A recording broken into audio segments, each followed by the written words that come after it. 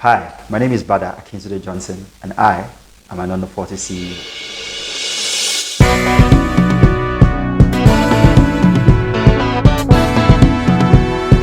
The African Renaissance. The concept that the African people and nation shall overcome the current challenges confronting the continent and achieve cultural, scientific, and economic renewal is here, with young men and women taking the lead. Some call them the new school heroes. We call them under 40 CEOs. From television to advertising and back to television, Bada continues to feed his creative genius with challenges that he continually surmounted. In his current role at ViacomCBS Networks Africa, he oversees the Nigeria business of the multinational media and entertainment company, owners of brands such as MTV Base, MTV, Nickelodeon, BET, and Comedy Central. Wow. So let's fast forward to December of 2017, when you commenced your current role as country manager at ViacomCBS Networks Africa. Tell me, how did you find your way there this time? You know, connect us from SO&U to Viacom. So there's hardly any of us who didn't grow up watching or idolizing MTV, the music channel. And I'd always followed quite intently some of their strides in market, particularly with the MTV Africa Music Awards. From a distance, I admired Alex Okosi and the work that he'd done in the market. My final year as creative director on Glo, I tried to launch a couple music properties because I worked very closely with most of the ambassadors who were either musicians or actors, Glo ambassadors. So I worked with them, Olamide, Fino, the band, just about everyone. One day called, as creative director on Glo. But my music side was begging and pushing for expression. But there was not enough opportunities working at Glo to do that. And so sometime in 2017, I made up my mind, actually 2016, I made up my mind that 2017 was going to be my last year on the account. I was going to either look for an opportunity within the core music space as a record label boss, working with a multinational music business, or I was going to focus on consulting for music businesses outside of Africa that were looking to come into this market, who needed native intelligence and understanding of the local environment to come in here, or I was going to work with a media company. Okay. So I guess I was speaking with one of my guys at Glo at the time, who was a marketing director, and he told me that, MTV was looking for a country manager. And he thought that, from the first day he knew about the opportunity, he thought that I fit the profile. He thought that it would be the perfect job for me. But then, when they contacted me through their e-recruiter company, I had another agreement in place, almost with a big multinational media company to join them as content director. Wow. Yes. So I had two opportunities, but then it so happened that I was going for the Durban International Film Festival in June 2017, and the e-recruiters who spoke to me said, since you are going to South Africa, I mentioned during our chat that I was going to be going to South Africa. They were like, can you stop by in Johannesburg and meet Alex Okosi for a chat? So I did. I stopped, I slept over a night, in Joburg on my way to Durban. He came to my hotel. We sat at the lounge and had a conversation. And maybe I wouldn't have taken the job if he hadn't painted a picture of how huge the task they expected the country manager to come and, fix was. I just was smiling through the whole conversation. Like, okay, it's tough, it's difficult, but bring it on. Somebody's got to do it. Yeah, I backed myself to do it. Didn't make sense, to be honest, because I was going to be taking a pay cut, to be honest. But I saw an opportunity for growth. I saw an opportunity, if given the chance to run an organization. I thought some of the things that shackled me as creative director, the business decisions weren't taken by me. I wasn't the guy who was responsible for the direction the business went.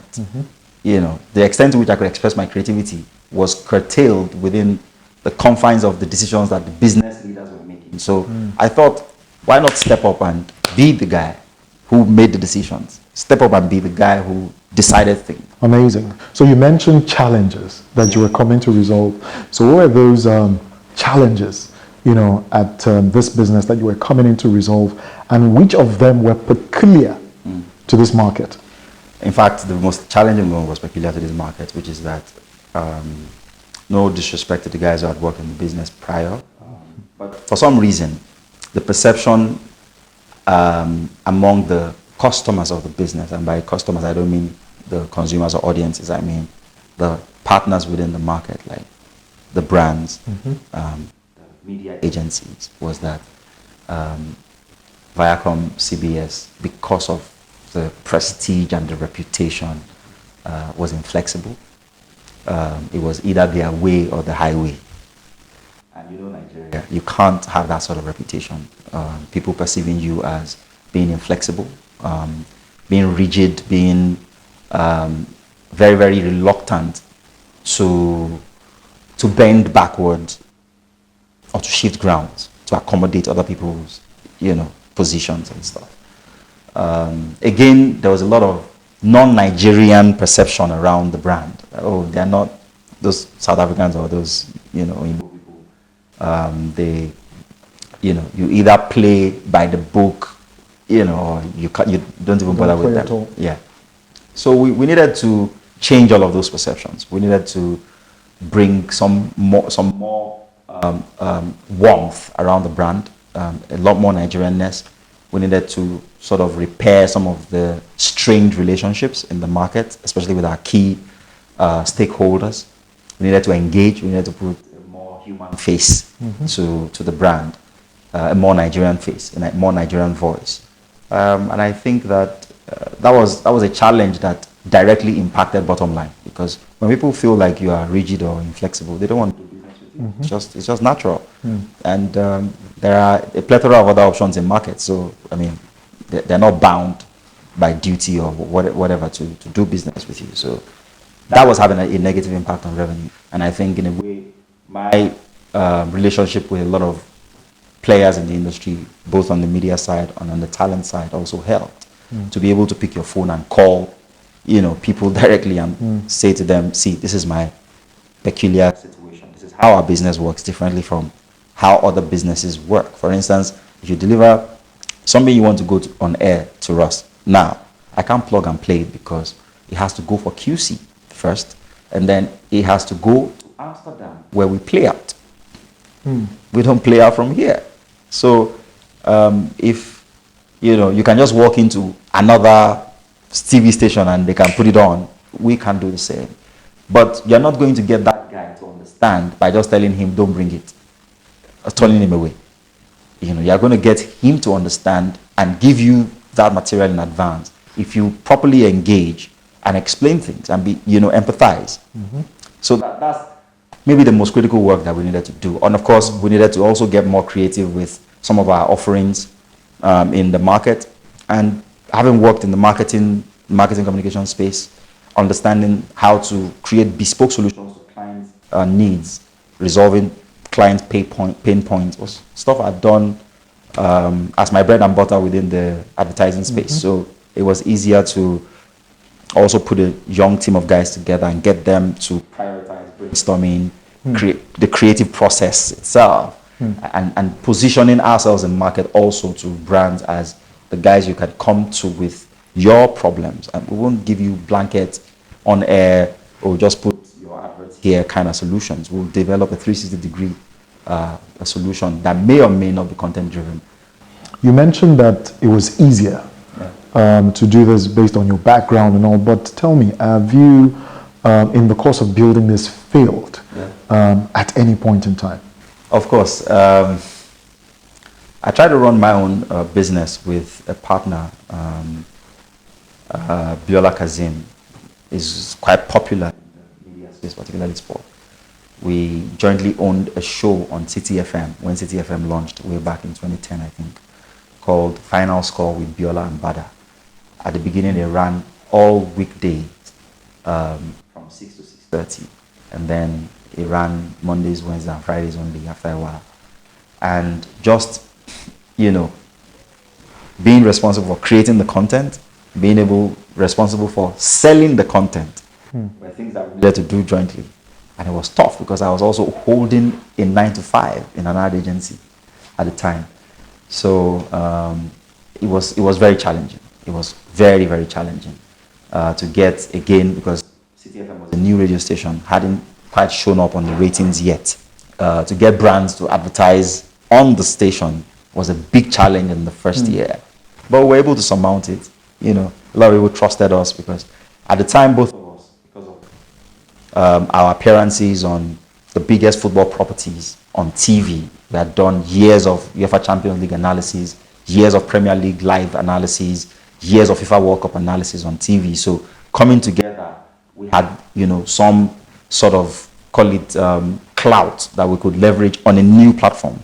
And so we got some sponsorship, some advertising, but it still wasn't enough to sustain the business because we had people who were paying. We had, staff, we had presenters we needed to pay, we had other overheads, and ultimately, I would say the program failed, And then I started another one on Radio Continental. Of course, you're not going to have all the cash to pay for airtime upfront, as a young producer of content. So we would go in on a JV agreement with the radio stations and say, oh, we'll split revenues through the middle, but they wouldn't market. You'll be responsible for selling. But then they will split the revenue for production, and all that you get. So it proved unsustainable, a model, except you were syndicated. If you had content on multiple platforms, then you can make your money on the volume of, the advertising revenue that you're getting across the multiple platforms. And as I grew and, became more and more responsible for Glow, the outcomes on the Glow creative business, for instance, I became less and less available to do the sport media thing. So I would say that also failed. Yes, it's not been smooth sailing, success story every step of the way we've had. I wouldn't say, yes, in the context of the conversation, I would say failures, but there were more learning curves. There were things that prepared me for the now, especially with relating with key industry stakeholders like media agencies, how to get the MPOs in the first place, how to get those campaigns commissioned, and then when you have run the campaign, how to go through the process of compliance and then getting your money out. Even if you went to Harvard, it still wouldn't prepare you for for all of that, because there's a Nigerian peculiarity to how those things work. Some of those, I can't even say on camera. So though it would seem like they failed, but they prepared me for the now. Besides the sports radio show he produced for CTFM and Radio Continental, it is worthy to note that Bada also co-owned a talent management company, Peaceville Entertainment, which managed superstar musicians and producers including Vector the Viper, Dija, Nosa, Baby Fresh, Egger Boy, Ozedicus, London, Cleo Thelma, and Protec. So what's your current organizational structure? So broadly, I would say the way we're structured globally, we're broken down into clusters. So the Nigeria business belongs to what we call the EMEA cluster, which is Europe, Middle East, Asia, and Africa. In terms of how the Nigeria business is structured, we have our flagship channel, obviously MTV Base. There's BET, there's Nickelodeon. Nickelodeon is the biggest family, children and family channel in Africa, by extension anywhere in the world as well. There's also Comedy Central, of course, the daily show that is presented by Trevor Noah, Comedy Central content piece that's doing great linear and also doing great on digital. So the way our business is structured, we are one of the biggest, content players in the market. one of the biggest media companies in the market, and we're positioned with youth, technology, some of the best brains, some of the best people you will find anywhere in the world driving the business. All right. So, what values would you say are important to you and then your firm? I think that telling the Africa reimagined story has been at the forefront of everything that we've done in this market for 16 years. And so our big ambition, philosophy, is to tell an Africa reimagined story to the rest of the world. Talking about the rest of the world, how has travel and interacting with different cultures helped to shape your person and possibly added value to your business? My person, I think I've become stronger, more pro-African, more proud of myself and my heritage. Just traveling the world, meeting, Africans in diaspora, their stories inspire me. It's got me digging deeper into Black history. It's got me having a deeper understanding, a more robust understanding of who we are and why we are where we are and how we can get better as a people.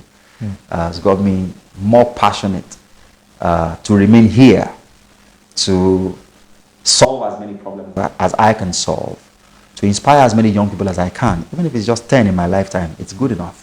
Talking about equipping talent, human resources are a key element to consider when building any enterprise. Yeah. What are your observations in terms of the quality of talent available in Nigeria at the moment, and how do you typically hire? If I sat here and told you that it was easy to find skilled professionals, especially in our area, and I imagine probably same for other recruiters in other areas too, I'll be lying. Truth is, look at our educational institutions, mostly dysfunctional. You don't have educational institutions that prepare people ready for the sort of employment that they aspire to.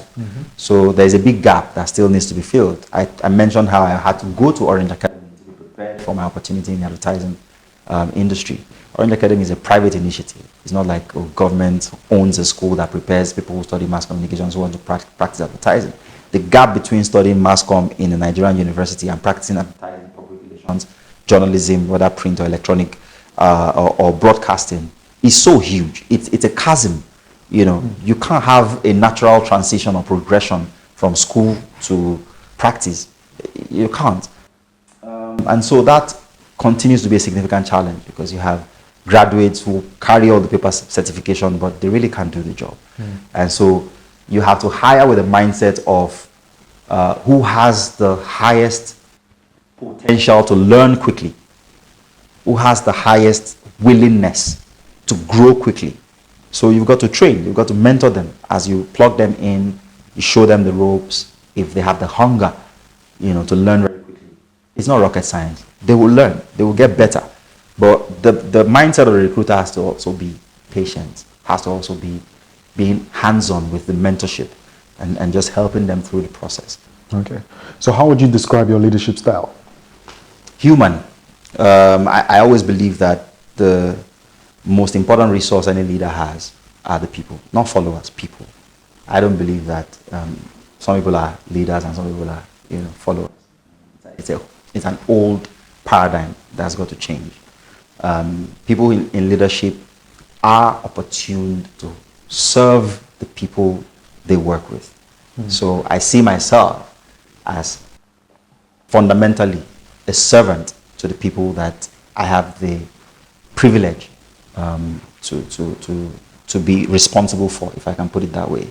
So it's first and foremost, who are you? How can we help you to be the best that you can be at work and in your private life?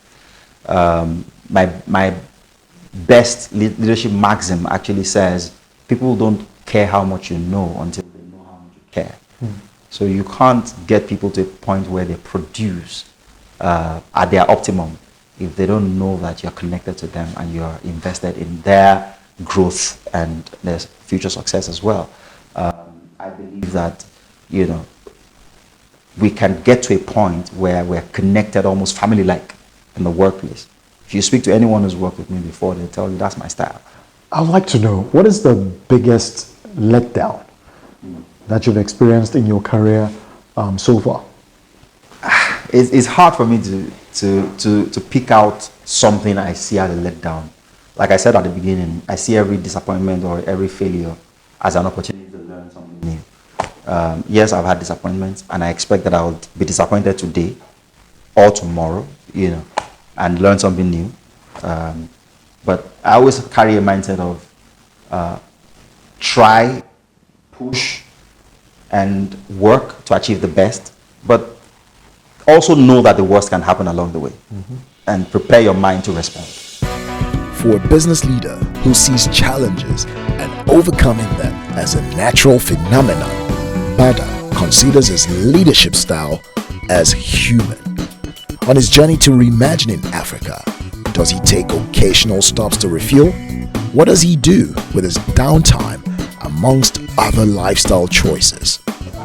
All right, so I have a few quick fire questions for you. What do you love to eat? Salads. What's your fashion style? I think it's eclectic. All right, what are your favorite brands to wear? My designs. So what CEOs do you look up to? Quite a number. I like Richard Branson a lot. I think his style is quite unorthodox, and I like his eccentricity. I like Elon Musk. I like people who are driven by the need to disrupt. What's your favorite car to drive? A Benz. Your favorite travel destination? Cape Town, South Africa. Your favorite book of all time? My favorite book of all time has to be Between Positive Thinking, Norman Vincent Peale, and The Subtle Art of Not Giving a Fuck. What book are you reading right now? The $1 Trillion Coach. All right. So lastly, I'd like to know, Bada, Yeah. what makes you happy? Helping people. Nothing beats that. Thank you for coming on the 40 CEOs, Thanks for Bada. having me. Hi, my name is Bada Akintunde-Johnson, and you too can be an under 40 CEO.